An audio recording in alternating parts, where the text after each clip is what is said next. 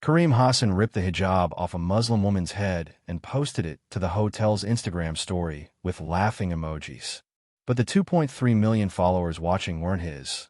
They were hers, and the CEO he'd just assaulted on camera was about to show him exactly what cancel culture looks like when it has legal power. If you're enjoying stories that expose real injustice and hold power accountable, hit that subscribe button. We're building a community that refuses to stay silent. Now, let's go back to where it all began. The scissors made a metallic click as Kareem Hassan locked the lobby doors from inside. It was 11:47 p.m., and the Grand Imperial Hotel had exactly 3 guests remaining in the marble atrium.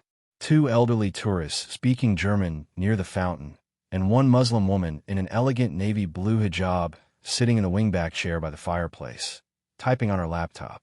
Kareem had been watching her for 17 minutes. Not because she was causing problems. She hadn't spoken to anyone, hadn't moved from her seat, hadn't done anything except work quietly on her computer. He watched her because something about her presence irritated him in a way he couldn't quite articulate, but felt justified in acting upon. "Ma'am," he called across the lobby, his voice carrying that particular tone service workers use when they've already decided you're a problem. "We have a dress code policy for our establishment." Layla Rahman looked up from her screen, her dark eyes calm and unreadable. She'd heard that tone before. In airports, in restaurants, in 100 spaces where her hijab made her simultaneously invisible and hypervisible. "I'm sorry." Her voice was soft, professional, with the faintest accent that Kareem immediately cataloged as foreign. "Other, not from here. Headwear isn't permitted in our luxury common areas after 10 p.m. Hotel policy." He gestured at a brass plaque on the wall that Layla was certain hadn't existed when she checked in 3 days ago. She could see from across the room that the screws holding it were still shiny, recently installed. Layla closed her laptop with deliberate slowness, buying herself time to assess the situation. The German tourists had gone silent, watching with that particular European discomfort that came from witnessing American racism, but not wanting to get involved. The concierge had disappeared. The security camera above the desk had a piece of electrical tape covering its lens. This wasn't random. This was planned. "Mr. Hassan," she said, reading his name tag from across the room, "I've been staying at this hotel for 3 days. No one has mentioned this policy before. Well, I'm mentioning it now." Kareem crossed the lobby with the confidence of someone who'd done this before. Not here, not the Grand Imperial, but somewhere. To someone. His hands moved in that restless way that suggested barely controlled aggression. "So you can either go to your room, or you can remove the headscarf and stay in common areas. Your choice." The German woman whispered urgently to her husband in a dialect Layla happened to speak fluently. "He's going to hurt her. Should we call someone?" Her husband pulled her toward the elevators. "Not our business, Greta. Not our business." Layla watched them disappear, 2 potential witnesses evaporating into the architecture. Now it was just her and Kareem and whatever was about to happen. She reached into her purse, not for identification or hotel paperwork, but for her phone. The movement made Kareem tense. "Hands where I can see them. I'm getting my phone. I said hands where I can see them." His voice echoed off the marble, sharp and authoritative. He moved closer, close enough that Layla could smell coffee and something else, the particular scent of adrenaline and poor decisions. Layla's fingers found her phone. She opened an app with practiced efficiency, the kind that came from having done this before. Her thumb hovered over a button labeled Live, with 2.3 million followers ready to watch whatever happened next. But she didn't press it yet. "Not yet.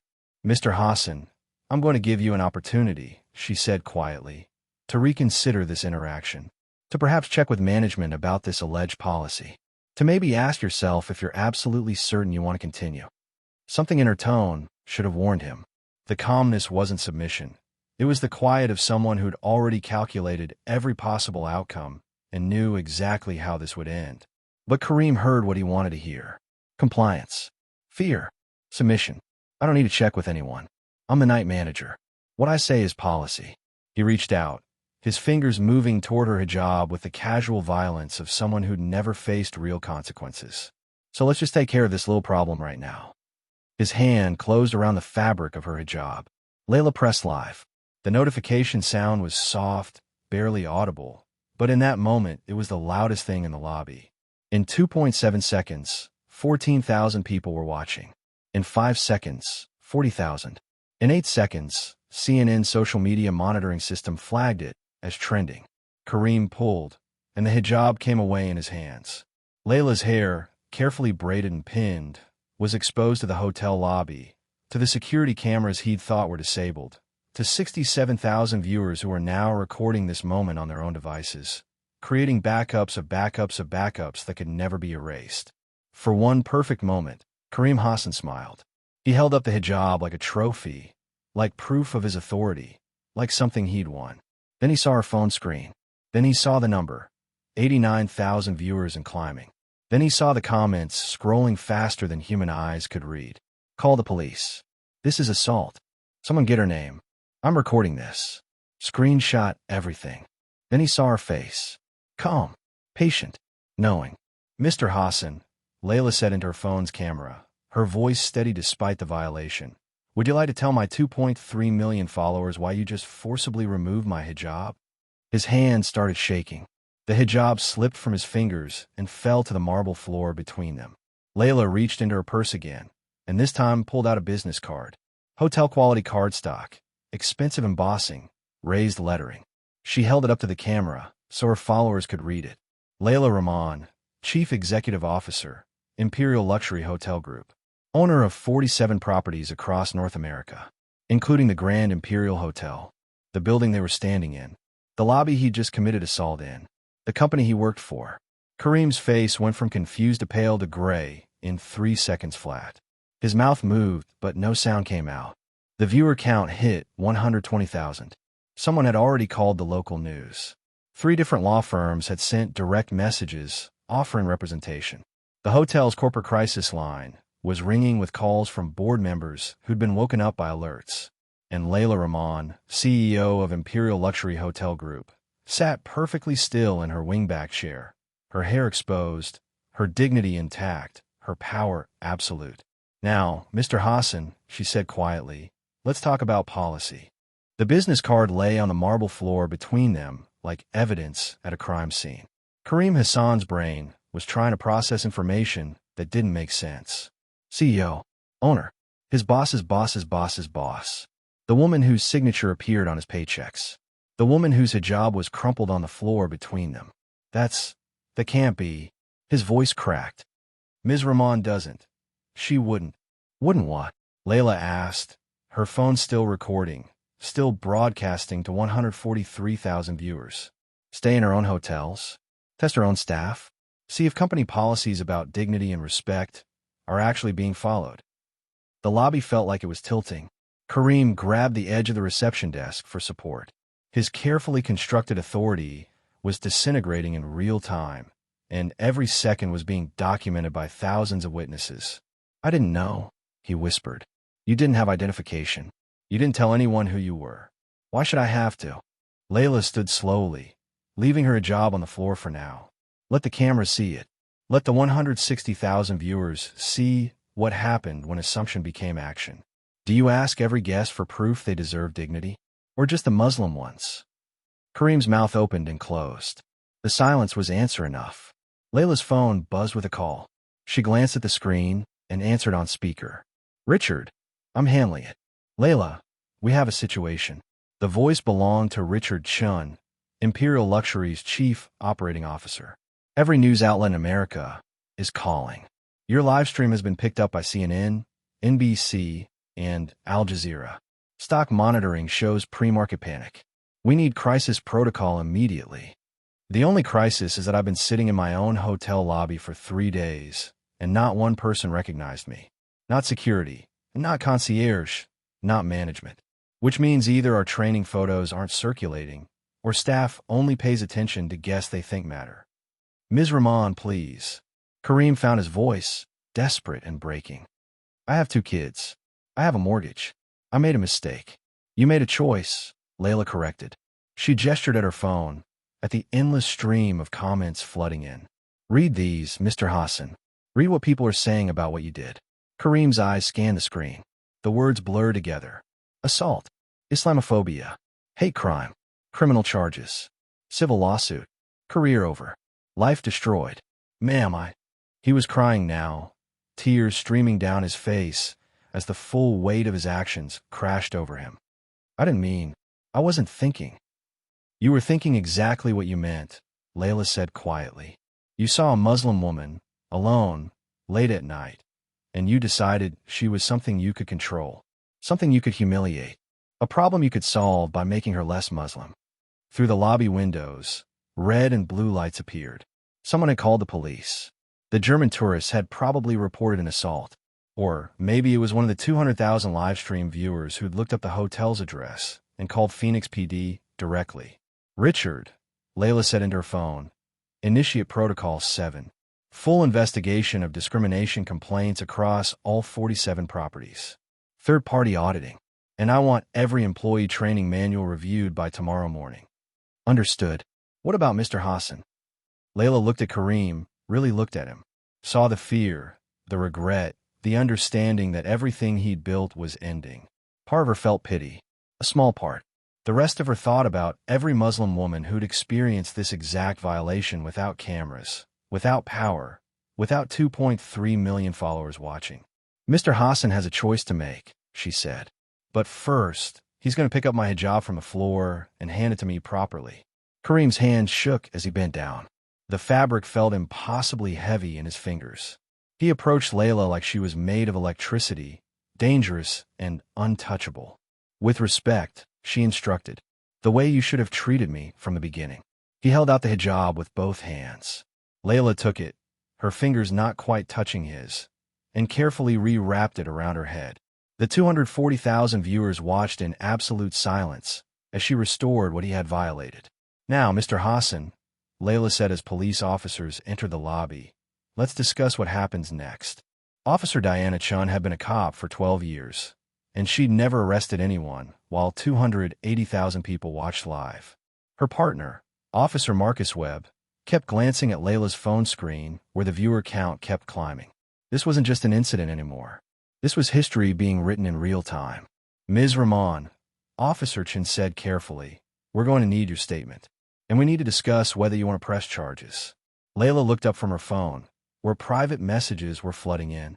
Legal teams, PR firms, and something else, 17 messages from 17 different people, all saying the same thing. I was there. He did it to me too.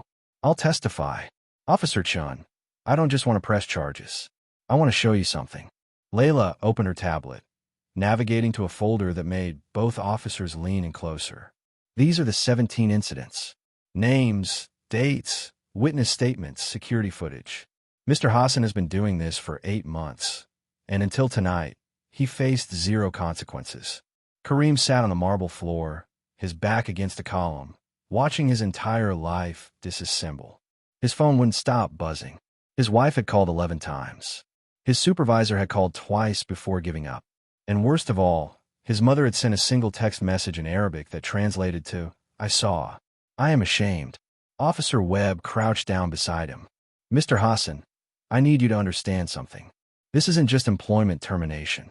We're looking at assault, religious discrimination, possibly hate crime charges. Do you understand what that means? Kareem nodded numbly. He understood. He'd seen the news stories, the viral videos, the men who became symbols of everything wrong with America. He was about to become one of them. But here's the thing, Webb continued, his voice dropping lower. Ms. Rahman isn't just another victim. She documented everything. She built a federal case while you thought you were just enforcing hotel policy. The DA is probably watching this live stream right now, and they're going to prosecute this with everything they have. As if summoned by prophecy, Layla's phone rang. She glanced at the caller ID and answered on speaker. District Attorney Morrison, you're on speaker with the police officers handling this incident. The voice that came through was crisp, authoritative, and very awake for midnight. Ms. Rahman, I've been watching your live stream. My office wants to open a full investigation into systemic discrimination at the Grand Imperial Hotel. We're talking federal civil rights violations, pattern and practice investigation, the works.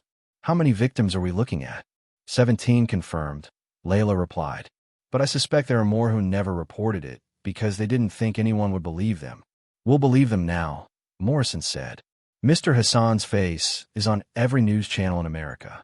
By morning, we'll have a hotline set up. By next week, we'll have enough testimony to make this the largest religious discrimination case in hospitality industry history. Kareem felt something break inside his chest. This wasn't just about him losing his job anymore. This was about prison time, federal charges, his children Googling his name and finding nothing but shame. "Please," he whispered, barely audible. "I'll do anything. I'll testify against anyone else involved. I'll help you find every victim." You'll start by telling the truth," Layla interrupted, her voice cutting through his desperation. "Officer Chun, I want to show you something else." She pulled up an email chain between Kareem and the hotel's regional manager. Mr. Hassan didn't just act alone. He had permission. Implicit, unspoken permission from management who looked the other way every time a complaint came in. Officer Chun read the emails, her expression darkening. "This goes higher than one-night manager." "Much higher," Layla confirmed. "Which is why tomorrow morning, I'm not just firing Mr. Hassan. I'm restructuring my entire company. Every regional manager, every HR director, every executive who ignored these complaints, they're all going to answer for it." The lobby had filled with people now. Hotel guests woken by the commotion. Staff members emerging from back offices. A CNN camera crew that had somehow arrived within 20 minutes. Everyone watching as the most powerful person in the room calmly dismantled the system that had protected discrimination for years. Carlos, the concierge, stepped forward. His hands were shaking. "Ms. Rahman, I need to say something." On camera. He looked at Layla's phone, at the 310,000 viewers. "I helped him. Not directly, but I stayed quiet. 17 times I watched him target Muslim guests, and I told myself it wasn't my problem. I'm complicit. I'm guilty too." The confession hung in the air like smoke. Layla studied him for a long moment, then nodded slowly. "At least you're honest. That's more than most people manage." She turned back to Officer Chun.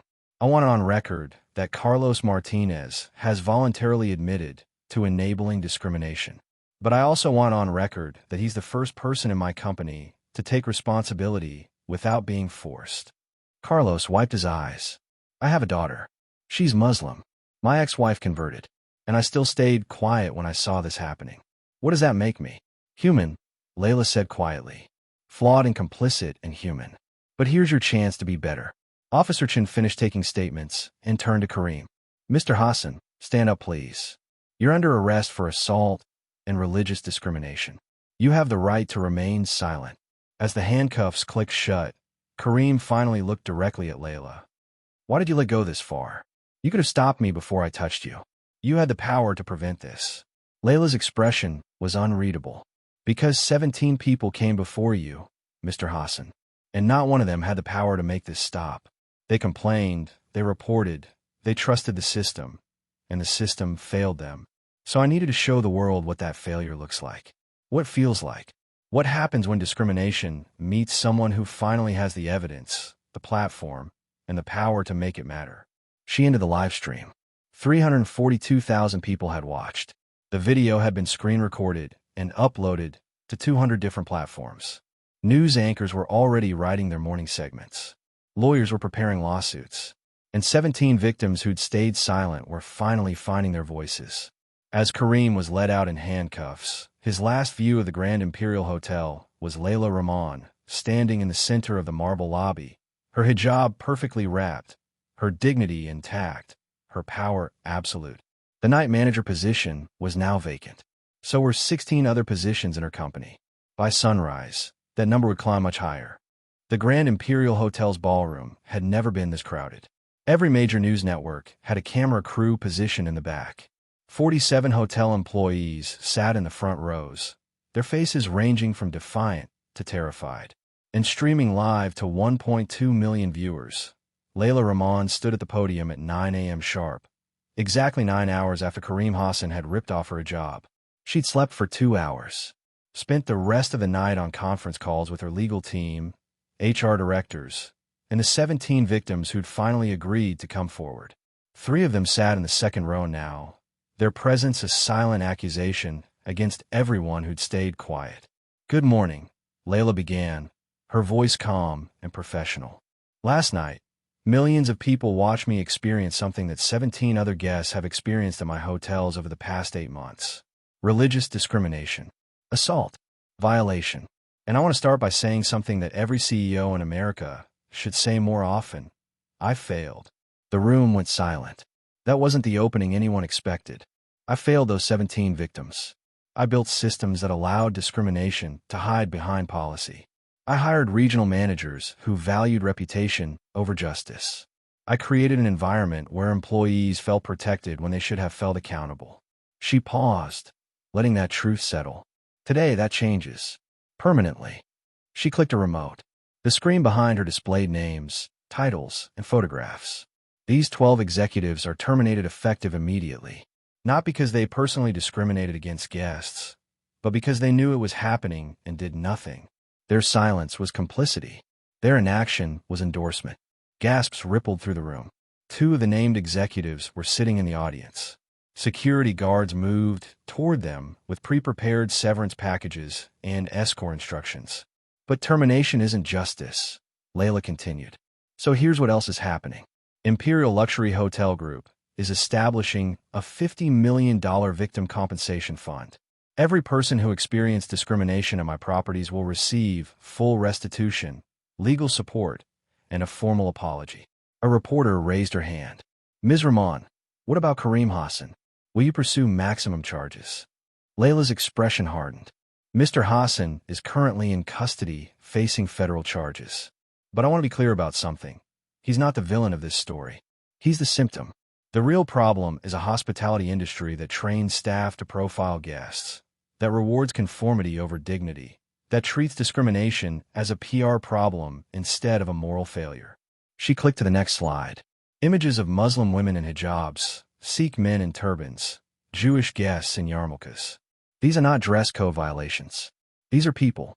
And starting today, every Imperial hotel will implement mandatory bias training, third-party discrimination auditing, and immediate termination for any staff member who targets guests based on religious expression. Carlos, the concierge, stood up from his seat.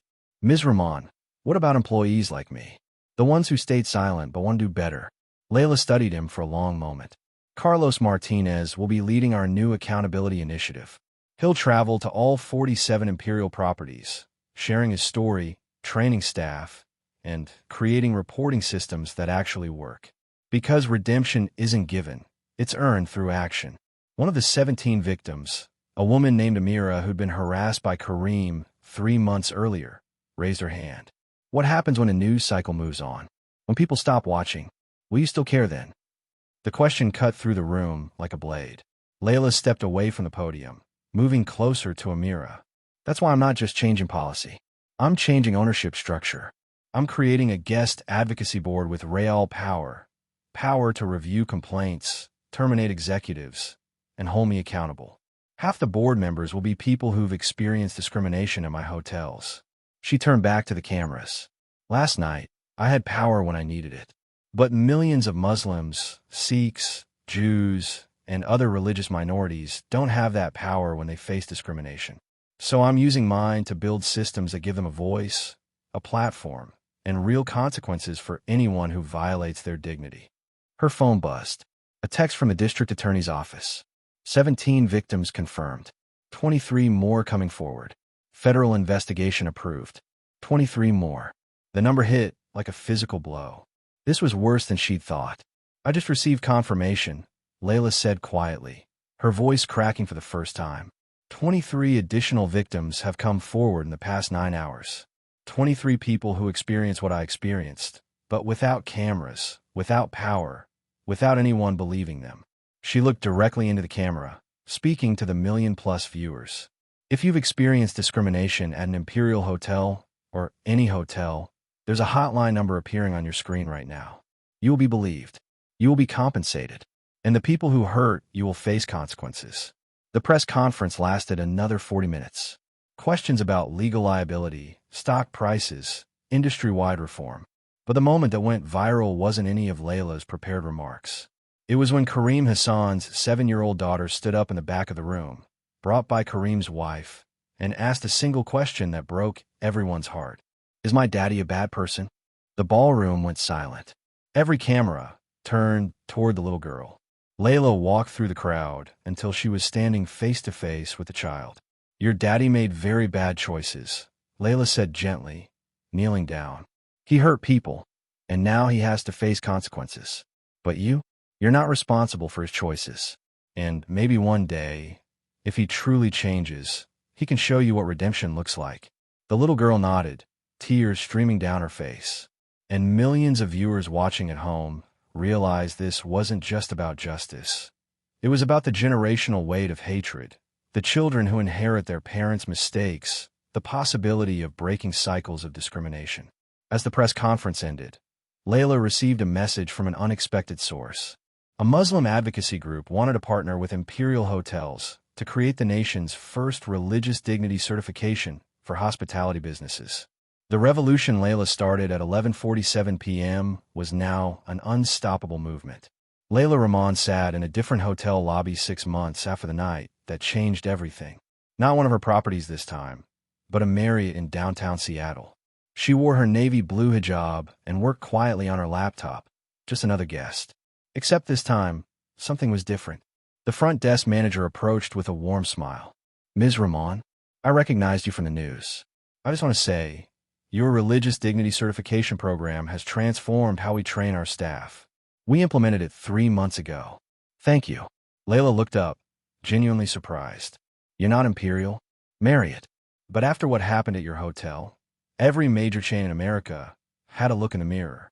42 hospitality companies have adopted your protocols now." The manager paused.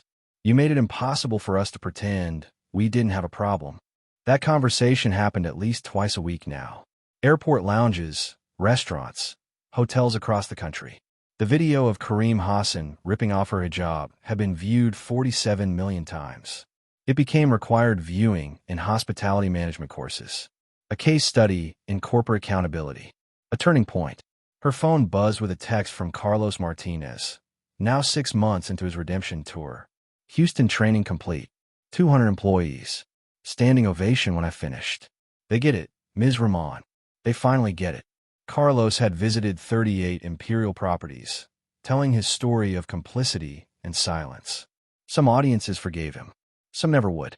But he kept showing up, kept testifying, kept proving that accountability was a verb, not a noun. Another text arrived, this one from Amira, one of the original 17 victims. "Just got hired as regional dignity officer for Hilton. They created the position because of what you started. I'm going to make sure no one else goes through what we did." 17 victims had become 17 advocates. Some worked in hospitality reform. Others became lawyers specializing in discrimination cases. One started a nonprofit documenting religious bias in public spaces. The night they were violated had become the catalyst for their power. But not everyone had found redemption. Kareem Hassan was 7 months into an 18-month federal prison sentence. His appeals had failed. His family had relocated to another state. His daughters changed their last name. Some mistakes were too public, too documented, too viral to ever fully escape. Yet even from prison, Kareem had written letters. Not excuses, but confessions. Letters to each of the 40 victims who'd eventually come forward.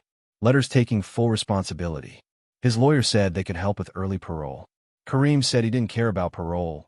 He cared about the truth. 3 victims had written back. 2 told him to never contact them again. One, surprisingly, said she was praying for his daughters. Layla's laptop chimed with a video call. She accepted it, and suddenly she was looking at a conference room filled with CEOs from 17 different hotel chains. "Ms. Rahman," the Hyatt CEO began, "we want to propose something unprecedented. A unified industry standard for religious accommodation and discrimination prevention. Your certification program as the baseline. Will you chair the committee?" Layla smiled. 6 months ago, she'd been one CEO exposing one company's failures. Now she was being asked to transform an entire industry. "On one condition," she replied. "Half the committee members are victims of hotel discrimination. Not consultants. Not diversity officers. Actual victims with voting power over policy." The CEOs exchanged glances. That wasn't how corporate reform usually worked. But they'd all seen the same viral video, felt the same public pressure, watch their competitors adopt Layla's protocols, and receive praise while they fell behind. Agreed, the Marriott CEO said. When do we start? After the call ended, Layla walked to the hotel's front window. Outside, the Seattle streets bustled with afternoon traffic. Somewhere in this city, a Muslim woman was checking into a hotel without fear. A Sikh man was being greeted with respect, not suspicion. A Jewish guest wore their yarmulke without anxiety. Not everywhere, not always, but more than before. Her phone buzzed one more time. An email from someone named Sarah Mitchell in Ohio. Ms. Rahman, last week I saw a hotel manager harassing a Muslim family at check-in. I remembered your video. I started recording. I spoke up. The manager backed down. The family thanked me with tears in their eyes. Thank you for showing me that silence is complicity. Layla read the email twice, then forwarded it to her accountability board with a simple note. This is why we do the work. The revolution she'd started at 11:47 p.m. on a Tuesday hadn't ended with a press conference or a policy change or even a federal conviction. It had multiplied. 47 million views had become 47 million potential witnesses. People who now understood that recording injustice wasn't invasive, it was necessary. That speaking up wasn't confrontational, it was moral. She opened her own social media and began typing. 6 months ago, I sat in my hotel lobby and let discrimination happen to me when I had the power to stop it. I did this because 40 victims before me couldn't stop it. They didn't have cameras, platforms, or authority. They only had their pain and their truth, and no one believed them. Today, those 40 victims are advocates, officers, lawyers, and voices for change. Today, 42 hotel chains have reformed their policies. Today, federal law recognizes religious discrimination in hospitality as a hate crime with real consequences. But we're not done. Somewhere right now, someone is being discriminated against. Someone is staying silent. Someone is looking away. Don't be that someone. Record the truth. Share the evidence. Speak for those who can't speak for themselves. Because change doesn't happen in boardrooms or courtrooms. It happens when ordinary people decide that dignity is non-negotiable. What injustice will you document today? Share your stories below. Tag someone who needs to see this. Subscribe if you believe everyone deserves to be treated with respect. The next viral moment that changes everything? It might be yours. Layla hit post and watched the engagement climb. Within minutes, hundreds of stories poured in. Hotel discrimination, restaurant bias, workplace harassment. Each story a data point. Each data point becoming ammunition for reform. She closed her laptop and adjusted her hijab in the reflection of the hotel window. The fabric that Kareem Hassan had weaponized was now a symbol of resistance, of documentation, of the moment one Muslim woman decided to use her power not for revenge, but for revolution. Somewhere, Kareem's daughter was growing up in a world slightly better than the one her father had tried to create. Somewhere, Carlos was teaching his next class on accountability. Somewhere, the 40 victims were building the future they'd been denied. And somewhere, a stranger with a phone was about to witness injustice and make the choice that would change everything. The revolution would be live-streamed. And this time, the whole world was watching.